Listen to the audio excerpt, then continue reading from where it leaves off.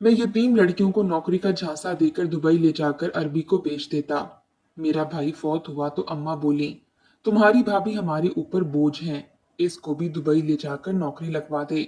मैंने भाभी को दुबई लाकर इस अरबी के हाथों जहन्नुम में धकेल दिया और भाभी चीखती गिड़गिड़ाती रह गई। काफी अरसे बाद एक दिन बीवी ने फोन करके बताया, मेरी बेटी 7 दिन से लापता है।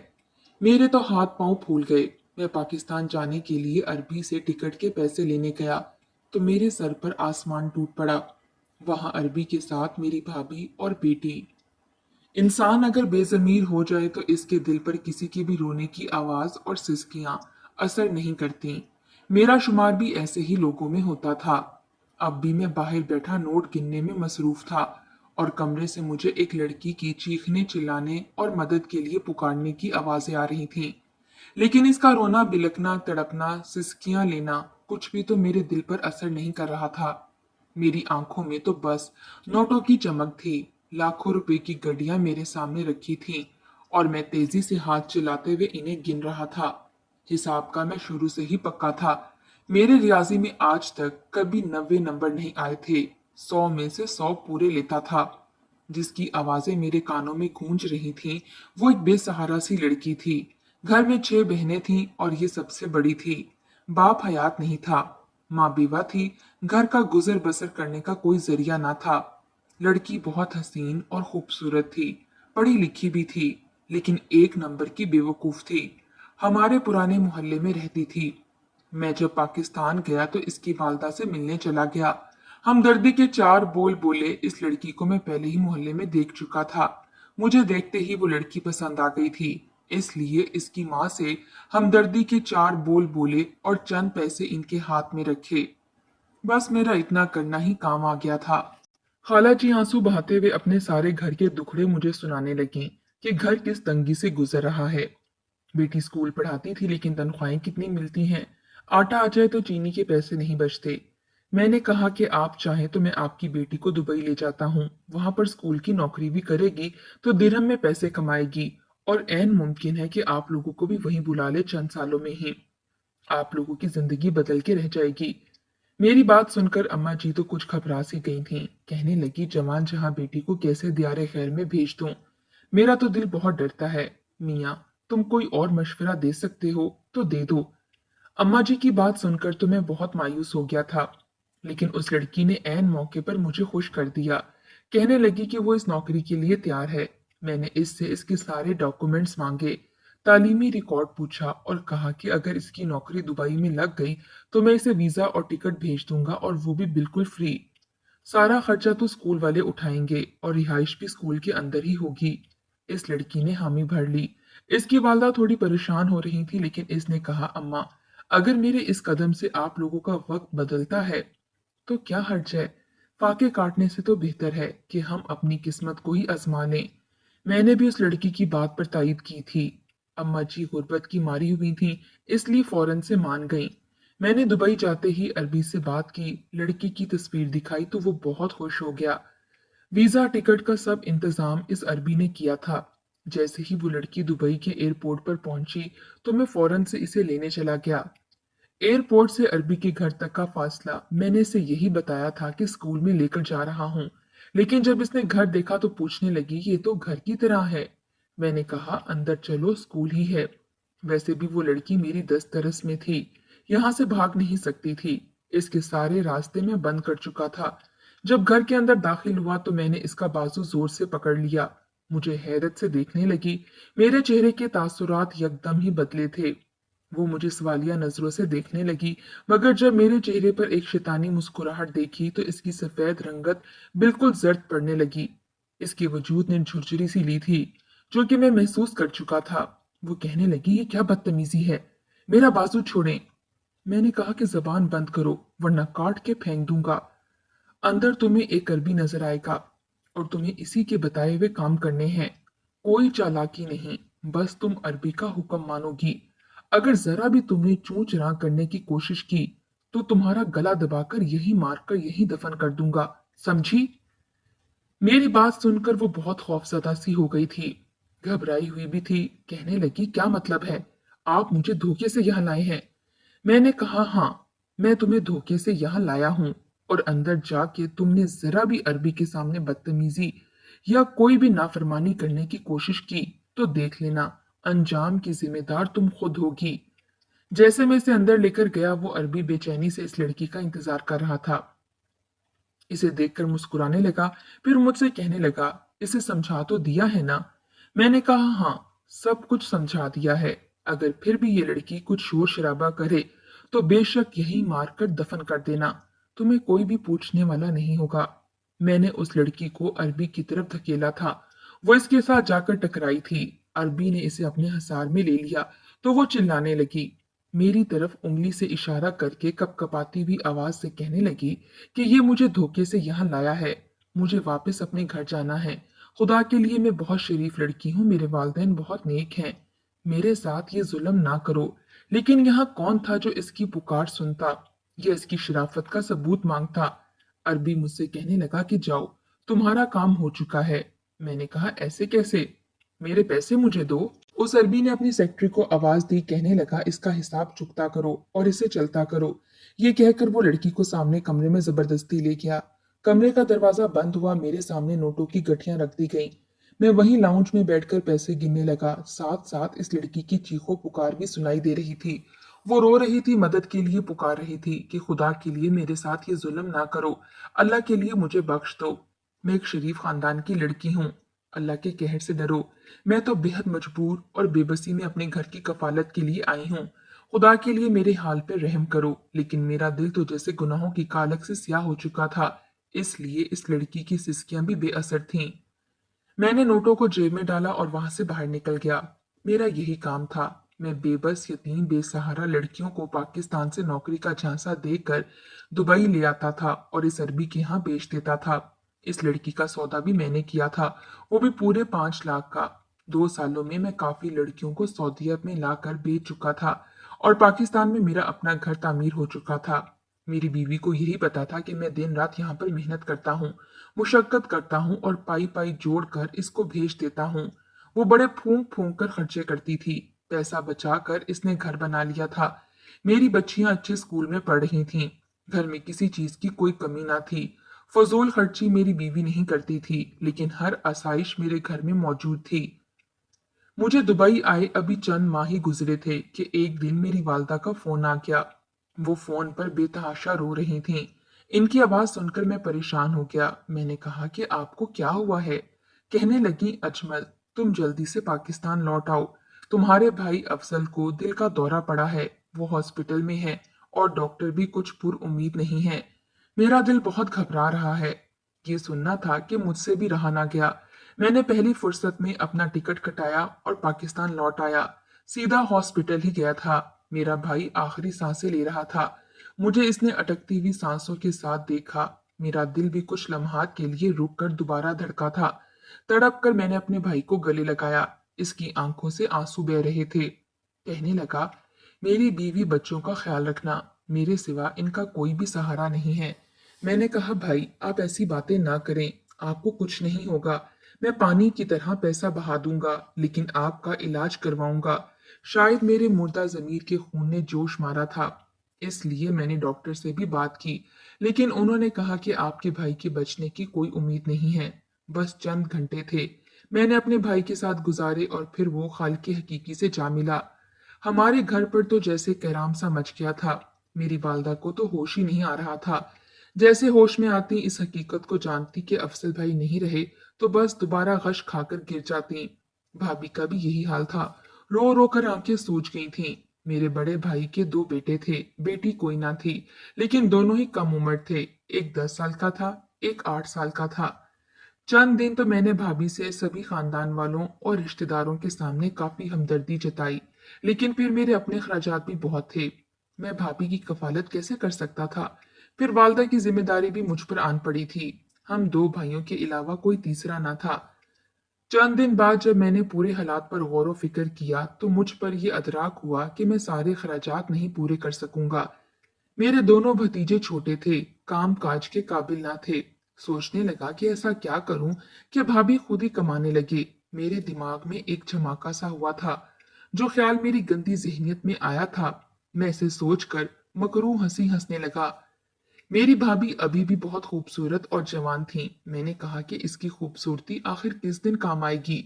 चलो अच्छा है कि भतीजों के साथ साथ मेरी माँ को भी खर्चा मिलता रहेगा।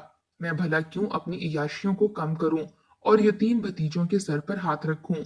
इसकी माँ है तो वो कमाएगी और अपने बच्चों के साथ साथ मेरी माँ को भी पालेगी। ये सोच आनी थी कि कितनी देर में शैतानी मुस्कुराहट सजाए हंसता रहा। धीरे धीरे वक्त गुजरा तो मेहमानों का आना भी थम सा गया। भाभी भी भाई की मौत को तस्लीम कर चुकी थी और खामोशी से घर के कामों में मेरी बीवी का हाथ बटाने लगी। जबकि माँ तो गहरी सांस लेकर कभी मेरे चेहरे की जानिब देखती तो कभी मेरी भाभी को देखती और यही कहती कि बेटा अफजल, तू खुदा को प्यारा हो गया। मगर अब तो कैसे 3 और अफराद का खर्चा उठाएगा। तेरी भाभी के भी खर्चे हैं। इसके बाद तेरे 2 भतीजे भी स्कूल जाते हैं। कल को बड़े होंगे, इनको आला तालीम दिलवानी होगी और फिर कल को मजीद खर्चे बढ़ते चले जाएंगे। तू अकेला भला ये सब कुछ कैसे कर पाएगा। अम्मी काफी परेशान थीं, मगर मैं तो सारा मंसूबा सोच चुका था। बस अब इस मंसूबे पर अमल करने की देर थी। कुछ रोज गुजरे तो मुझे भी वापस जाना था। भाभी भी बड़ी खुददार हो रही थी। मुझसे कहने लगी कि भाई कोई नौकरी है तो मुझे लगवा दो ताकि मैं अपने बच्चों की खुद परवरिश कर सकूं। मैंने भाभी से कहा कि आप कितनी पढ़ी लिखी हैं। भाभी खामोश हो गई क्योंकि मैं जानता था उन्होंने सिर्फ सरकारी स्कूल से 8 जमातें पढ़ी थीं और 8 जमातें पढ़ा भला नौकरी कर सकता था। वो भी खामोश हो गई और फिर कहने लगी, मैं पढ़ी लिखी तो नहीं हूँ मगर कपड़े बहुत अच्छे सिलाई करती हूँ। मेरे सिलाई कपड़े तो बड़े बड़े बुटीक वाले भी नहीं सी सकते। मेरे हाथ में बड़ी सफाई है। भाभी की बात सुनी तो मैं चौंक सा गया। जहन में फौरन एक मंसूबा बना। मेरी अम्मा भी वहीं पर मौजूद थीं। मैं फौरन भाभी से बोला कि भाभी आप क्यों ना मेरे साथ दुबई चलें। वहां पर तो इतनी बड़ी बड़ी बुटीक्स हैं। आए रोज नई ब्रांच खुलती हैं और वहां पर दर्जियों की जरूरत होती है। क्यों ना मैं आपकी सिलाई की भी खूबसूरत कपड़ों के डिजाइन दिखाऊं। अगर इन्हें पसंद आ जाएं तो आप और आपके बच्चों की जिंदगी बदल जाएगी। भाभी ने जब ये सुना तो इनके चेहरे पर एक सुकून सा फैला था। वो खुश हो गई और बोली कि अगर तुम मुझ पर ये एहसान कर दोगे तो मैं जिंदगी भर तुम्हारी एहसानमंद रहूंगी और तुम्हें जिंदगी भर दुआ देती रहूंगी। मेरी भाभी आंसू पोंछते हुए बोली थी। मेरी अम्मी भी खुश हो गई और मुझे अपना प्लान कामयाब होता हुआ दिखाई दिया। मैं चंद रोज बाद वापस दुबई चला गया। दुबई पहुंचा तो जाकर अरबी से मुलाकात की और फिर इसे अपनी भाभी के बारे में बताया। इसने जब मुझसे यह सुना तो वो एक शैतानी चाल हंसा और फिर मुस्कुराकर कहने लगा, तुम जैसा लालची शख्स मैंने आज तक नहीं देखा जो पैसों की लालच में अपने घर की इज्जत भी बेचने से गुरेज ना करे। अगर कोई और गैरतमंद होता तो शायद ये बात सुनकर इसकी गैरत जोश मारती, मगर मेरी तो गैरत और जमीर सभी सो चुके थे। मैंने इसकी हंसी में अपना कहका मिलाया और फिर भाभी को फोन करके कहा कि आपने जो कपड़े मुझे सिलाई करके भेजे थे, दर हकीकत वो यहाँ पर एक बुटीक को पसंद आ गए हैं। वो आपको एक सूट का लाखों में पैसे देगी, इसलिए आप जल्दी से दुबई आ जाएं। फिर क्या था, मैंने भाभी को टिकट भेजा और चंद रोज बाद वो दुबई पहुंच गईं। वो अपने बच्चों को मेरी माँ के पास ही छोड़कर आई थीं। जब यहाँ पहुंची तो रोने लगी। इन्हें अपने बच्चों की याद आ रही थी। आखिर को माँ थी, मगर मैंने इनको दिलासा दिया कि भाभी एक दफा आपका कारोबार चमक जाए फिर आप बेशक बच्चों को भी यही ले आना। भाभी मुस्कुराई थी। मैंने गाड़ी में बिठाकर ले जाने लगा। वो कहने लगी कि तुम मुझे बुटीक लेकर जाओगे। मैं कहने लगा कि नहीं भाभी, मैं पहले आपको अपने घर लेकर जाऊंगा, इसके बाद ही हम बुटीक जाएंगे। वो भी खामोश हो गई। कुछ देर बाद हम अरबी के घर पहुंच चुके थे। जो ही भाभी अंदर दाखिल हुई तो इतना बड़ा घर देखकर चौंक उठी। कहने लगी, वाह देवर जी, आपका घर तो बड़ा ही खूबसूरत है। मैंने इन्हें वहीं पर बिठाया। वो सोफे पर बैठी हुई थी कि तभी मैंने अपने मोबाइल पर एक कॉल की और फिर इससे कहा कि आप बैठें, मैं आपके लिए कुछ ठंडा लेकर आता हूँ। भाभी भी वहीं बैठ गई कि तभी कमरे का दरवाजा खुला और वो अरबी कमरे से निकलकर बाहर आया। भाभी ने गैर महरम को देखा तो फौरन अपना चेहरा छुपाने लगी और मुझे आवाज देकर बोली कि ये कौन है, यहाँ पर गैर शख्स क्यों अंदर आ गया। मैं मुस्कुराया और बोला कि भाभी, ये मेरा दोस्त है जो यहीं पर रहता है। आपको इसके रहने से कोई मसला तो नहीं। भाभी के तासुरात बदले थे, जबकि मेरे चेहरे पर कमीनगी देखकर वो परेशान हो गई। तभी उस अरबी ने भाभी को अपनी गिरफ्त में ले लिया। भाभी चीख कर इससे जुदा होना चाहती थी। इसने भाभी को थाम रखा था। मैंने वो जूस का गिलास भाभी को देने की बजाय खुद ही पीना शुरू कर दिया और बोला, वेलकम टू दुबई भाभी।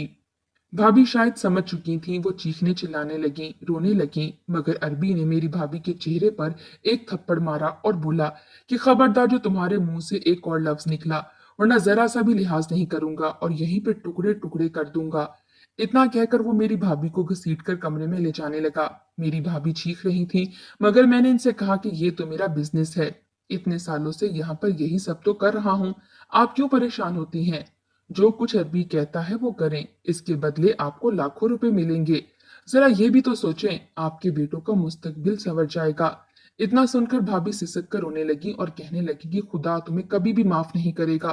तुमने अपने भाई की बेवा के साथ इतना गलीज काम किया, मैं तुम्हें कभी माफ नहीं करूंगी। याद रखना, तुम्हें मेरी और मुझ जैसी कितनों की बद्दुआ लगेगी। तुम यहीं बैठकर अपना मुंह नोचोगे। मैं भाभी की धमकियां सुनकर हाथ के इशारे से बोल रहा था कि जा जा, बढ़िया ही धमकियां देने वाली। इतनी तेरी दुआओं में असर था तो अपने शौहर को ही बचा लेती। अरबी ने जेब से नोटों की गड्डी निकालकर मेरी जानिब उछाली, जिसे मैंने बड़ी महारत से पकड़ लिया और पैसे गिनने लगा। नोट गिनना तो शायद मेरा पसंदीदा मशगला था। मेरी भाभी चीख चिल्ला रही थी, बार बार अपने शौहर का नाम ले रही थी, मगर मुझ पर तो जैसे किसी बात का असर ना हो रहा था। मैं जानता था अरबी पहले मेरी भाभी के साथ ज्यादती करेगा और इसके बाद इन्हें जाकर बेच देगा और ऐसी जगह बेचेगा जहां पर रातें जागती थीं और दिन सोते थे। मैं अपनी भाभी को अरबी के पास छोड़कर वापस अपने फ्लैट में आ गया और ये सोचने लगा कि अब पाकिस्तान से मजीद कौन सी लड़कियां मंगवाई जाएं। मैं इन्हीं सोचों में गुम था और मुझे अरबी ने कुछ पैसे भी भिजवा दिए थे, जो कि जाहिर सी बात है इन लड़कियों के थे जिनको आज तक मैं यहाँ पर लाया था। इनमें से कुछ मुनाफा मैंने रखा और बाकी पैसे पाकिस्तान इनके घर में भेज दिए, जिससे ये लगे कि वो लोग भी यहाँ पर अच्छी इज्जत की रोजी कमा रही हैं। एक रोज मैं सारा दिन पैसे लुटाकर अय्याशी करने के बाद सो रहा था कि मेरे मोबाइल पर फोन आया। जब नंबर देखा तो मेरी बीवी का था। उस वक्त तो वहां पर रात थी। मैंने चौंकते हुए जब बीवी का फोन उठाया तो वो रो रही थी। इसका रोना मेरे दिमाग में कई वसवसे ले आया। मेरा ध्यान अपनी माँ की जानिब गया कि खुदा ना खास्ता मेरी माँ वफात तो नहीं पा गई। मैंने बीवी से पूछा तो वो रोते हुए जो बोली वो सुनकर मेरे पैरों के नीचे से जमीन निकल गई। बीवी कहने लगी कि गुड़िया गुड़िया 7 दिनों से लापता है। वो हमें नहीं मिल रही, स्कूल से वापस घर नहीं आई। हम कई रोज से ढूंढ रहे हैं, पुलिस को भी इत्तला दे दी है, मगर कहीं से कोई खबर नहीं मिल रही। आप जल्दी से पाकिस्तान आ जाएं। मेरा दिल बैठा जा रहा है, कहीं इसके साथ कुछ गलत ना हो जाए। मैंने जब बीवी की ये बात सुनी तो सर पर पहाड़ टूट पड़ा। बुखलाए हुए अंदाज में बीवी पर चिल्लाने लगा कि तुमने मेरी बेटी को संभाल कर क्यों नहीं रखा। इसकी उम्र उस वक्त 12 से 13 साल थी। मैंने उसी पल सोचा कि मैं पाकिस्तान जाऊंगा। मेरी बच्ची 7 दिन से गायब थी, न जाने किन दरिंदों के हाथ लगी थी। दिल में अजीबो गरीब ख्यालात से थे। मेरे पास जो भी पैसे थे या तो बैंक में थे या मैं उड़ा चुका था, इसलिए फौरन अरबी की फ्लैट की जानिब चला गया ताकि पैसे ला सकूं। 3-4 दिन से मैं इसके फ्लैट में भी ना गया था। मैं रोता हुआ इसके फ्लैट पर पहुंचा तो वहां पर मौजूद सेक्रेटरी ने अंदर जाने से मना कर दिया। कहने लगा कि तुम अभी नहीं जा सकते, सर बिजी हैं। मगर मैंने इसे धक्का देकर कहा, तू कौन होता है मुझे मना करने वाला? ये मेरी और सर की बात है। मुझे अर्जेंट पाकिस्तान जाना है। मैं ये कहकर अंदर आया ही था कि वहां पर आने वाली आवाजें मेरी रग रग में सनसनी सी दुड़ा चुकी थीं। चीखने की आवाज में रोना वाजिया कर चुका था कि अरबी के साथ एक लड़की मौजूद थी जो चीख चीख कर कह रही थी, बाबा, बाबा मुझे बचाएं, बाबा मेरी मदद करें, मामा पापा अब कहाँ हैं, मुझे बचाएं। मेरे लबों से बेसाख्ता निकला, गुड़िया, मेरी बच्ची गुड़िया। मैं 2 मर्तबा मुंह के बल फर्श पर गिरा था। शायद मेरा वजूद इस कदर कांप रहा था कि चलना भी महाल था। मैं जाकर दरवाजा खटखटाने लगा, चिल्लाने लगा। तभी अरबी ने दरवाजा खोला और मुझे पैरों की ठोकर मारकर बोला, क्या क्यामत आन पड़ी है जो चिल्लाए जा रहे हो? मैं इसके अल्फाज नजरअंदाज करता कमरे की जानिब देखने लगा, जहां मेरी बच्ची गुड़िया कमरे के कोने में सहमी हुई बैठी खुद को ढांपे हुए थी। मैं आंखें बंद करके खुद को पीटने लगा, चीख चीख कर रोया। अपना मुंह इस कदर नोचा कि जख्मी हो गया। बेटी तो बाप को हीरो समझ रही थी, भागकर मेरे पास आई और सीने से लगकर बोली, बाबा, फलां अंकल मुझे जबरदस्ती यहाँ ले आए और इसने मेरे साथ। अरबी सब कुछ समझ चुका था, अपना मुंह छुपाने लगा। मैं गुस्से से आग बुगोला होकर अरबी को मारने लगा, मगर वो मुझे मारकर बोला, अब क्या हुआ? गैरत जाग गई? बेटी का चिल्लाना सुना तो गैरत जाग गई। आज से पहले अनगिनत लड़कियां भी तो तुम लाए थे, और मुझे क्या खबर कि मेरा दूसरा बंदा तुम्हारी ही बेटी उठा लाएगा। बेटी जो मुझे अपना रहबर समझ रही थी, हकीकत सुनकर कई कदम पीछे हटी। मैं रोता बिलखता रह गया। आज मुझे हर लड़की की तकलीफ का अंदाजा हुआ था। मेरी बच्ची चीख चिल्ला रही थी, अपने बाल नोच रही थी। मेरी लाडली बच्ची गुड़िया ने उसी कमरे की खिड़की से कूदकर अपनी जान दे दी। 13वीं मंजिल से नीचे कूदी थी मेरी गुड़िया, और मैं बेबसी से खुद को नोचता रह गया। तभी एक कमरे का दरवाजा खुला जिसमें 3 लड़कियां जानवरों की तरह जंजीरों से बंधी थीं। सब ने एक हकारत भरी नजर मुझ पर डाली थी। इन्हीं में मेरी भाभी भी थी। किस मुंह से पाकिस्तान जाता? क्या था मेरा कफारा? जो लड़कियां वहां मौजूद थीं, सभी को आजाद करवाया। जिनको आजाद करवाना मेरे बस में था, जिनमें मेरी भाभी और 2 मजीद लड़कियां शामिल थीं। बेटी की लाश उठाकर घर पहुंचा। हकीकत सबके सामने थी। माँ रो रही थी तो बीवी गिरेबान खींच रही थी। मोहल्ले वाले थू थू कर रहे थे, जबकि मैं अपनी मौत का तलबगार बना खड़ा रह गया। मैंने जो किया, मेरी औलाद ने इसकी सजा भुगती। अब मस्जिद में झाड़ू देता हूँ, वहां बैठता हूँ जहां नमाजियों के जूते पड़े रहते हैं। शायद मेरी आखिरत आसान हो जाए।